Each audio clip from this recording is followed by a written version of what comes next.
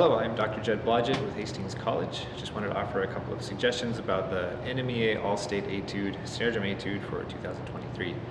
Obviously this is a very advanced, challenging snare drum etude that goes at a pretty quick tempo. My first suggestion would be to not try to play it at full tempo if you're not ready for it. Record it where you are when the time comes, and then just be happy and proud of the work that you've put in. I would say some of the more nuanced challenges that Mitchell Peters intentionally puts into this etude, the first being obviously the metric modulations, which is what we call the time signature and subdivision changes that happen throughout the piece. The first one in the 4 system, you can see that it goes from 3/8 to 2/4, and the clue that is most helpful is above that, where it says that the dotted quarter equals the quarter note. What that means is the pulse that you're hearing at 116 beats per minute in the beginning equals the pulse that you get in the 2/4, the quarter note pulse. So as you're working with your metronome, make sure that you are deliberate about how you're making that transition. The same thing happens going in the other direction on the next metric modulation.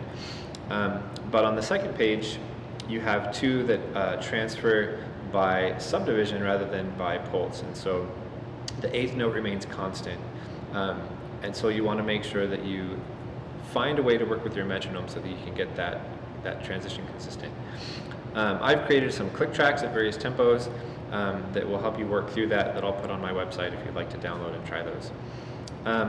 I think another challenge is with this etude are the different uses of accents and non-accents.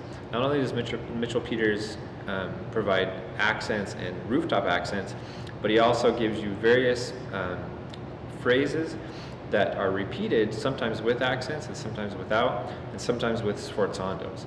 And so try to keep in mind how those accents are different, how they sound, and really be careful about not accenting something that is not intended to be accented. Maybe the last challenge is figuring out how to decipher the rolls that are tied to the next note and the rolls that are untied. And this again is deliberate by Mitchell Peters. And if you have rolls that are tied, you want to release the roll into that note. For example, the very first 5-stroke of the etude.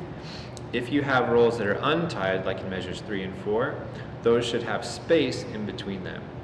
So my recommendation is to practice those at a slow tempo, obviously, and connect them like this in the beginning, and then to separate in measures 3 and 4.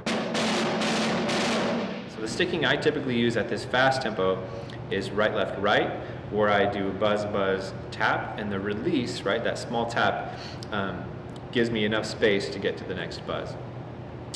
If you do want some more help, Hastings College offers All-State Prep Week, which is the week of September 4th, and you can reach out to me or to any of the other faculty members here for a lesson, whether it be in person or online, just to help you with your All-State etudes and All-State auditions. So, best of luck.